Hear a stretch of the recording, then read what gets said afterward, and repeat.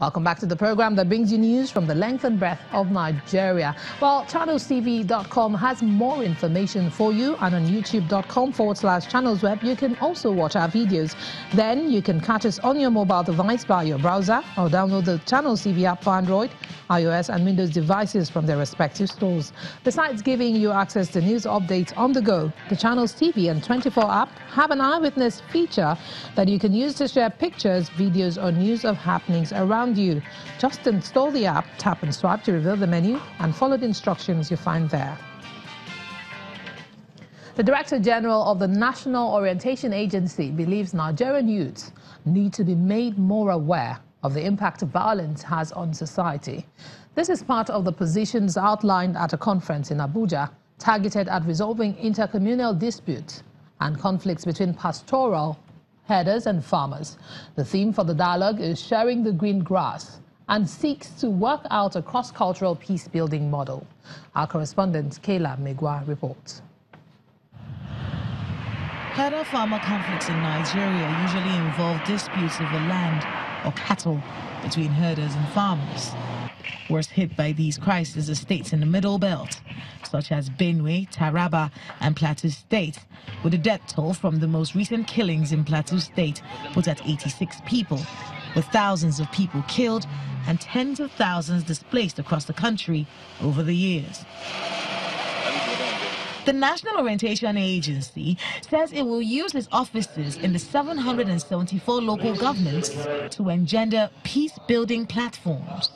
Unfortunately, most of the perpetrators of this are young men in their 30s, maybe in the early 20s, mid-20s, early 30s, who have not actually have a history of where this country is coming from, and therefore are not even knowing where we are heading.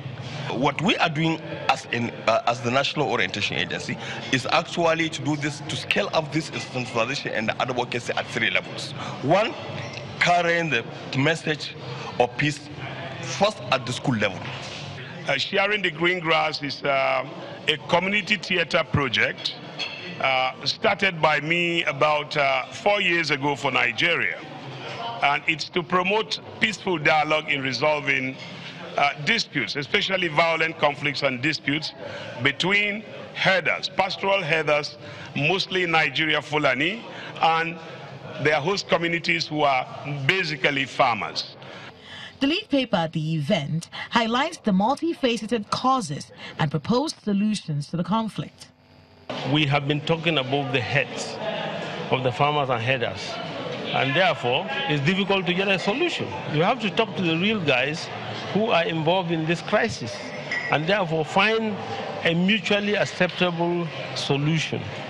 We've been saying herder farmer, but most of it is the real farmers are not involved, the real herders are not involved. In the wake of the recent attacks in Barkin Ladi in Plateau State, President Buhari has called for calm and promised to bring the perpetrators to justice. A promise many Nigerians want fulfilled soon. Kayla Megwa, Channels Television News. More stories now. The British High Commissioner to Nigeria believes that investing in the quality of girl-child education is the way to go to achieve comprehensive growth in any society.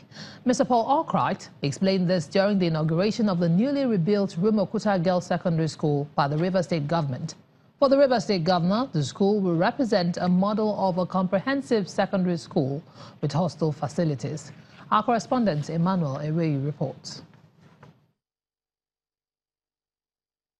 In Nigeria, a recent study shows that female adult literacy rate from age 15 and above is 59.4% and 74.4% for boys, and a higher dropout rate for girls in science, technology, economics, and mathematics, STEM. Founded in 1972, the government girls' secondary school Rumuokwuta in Rivers State has been doing its bit, but it has been limited by lack of adequate facilities. Now, the state government has rebuilt the old dilapidated structures, replacing them with new hostels, science laboratories and classrooms, perhaps to close the gap in girl child education in the state. Since They constructed this school. No government has done renovation, whether you call it minor or major. There has never been any renovation here. The students are the most excited as the governor and the British High Commissioner to Nigeria visit the school for its inauguration. Governor Wike is also concerned about the security of the girls and promises to do something about it. This is girls' school, and we must protect the young girls in this school. We are going to bring security that will not allow you all this period, and I want to warn the principal, you cannot be giving out the facilities to outsiders to use as church, to use as whatever. No, it is a boarding school. We will not allow outsiders to just come in and go out as they want. For the High Commissioner, the need for the girl-child education cannot be overemphasized. I know just how important it is that girls are educated, that they receive a minimum of 12 years of quality education. Because when girls are educated, they marry later. When they marry later, they have fewer children. They can then contribute more to the economy of a region, the economy of a country. The school premises houses the primary and secondary sections, which are to be clearly fenced and expected to be the example of what quality girl-child education represents. Emmanuel Irain, Channels Television News. Let's turn to politics now. It's perhaps the first time in recent history that Nigeria's electoral umpire would engage the private sector in a direct discussion on the nation's elections, especially with the 2019 polls about 200 days away. Today in Lagos, the Lagos Chamber of Commerce and Industry is meeting with the Independent National Electoral Commission, bringing business people and captains of industry together to discuss how the 2019 elections will be conducted. The LCCI says it is engaging the critical stakeholders as it believes consistent engagement will help promote the credibility of the electoral process. The LCCI is also advising that procurements for the election should be done locally to promote local content and improve the economy. The Commission will continue to deepen the use of technology in the conduct and management of elections.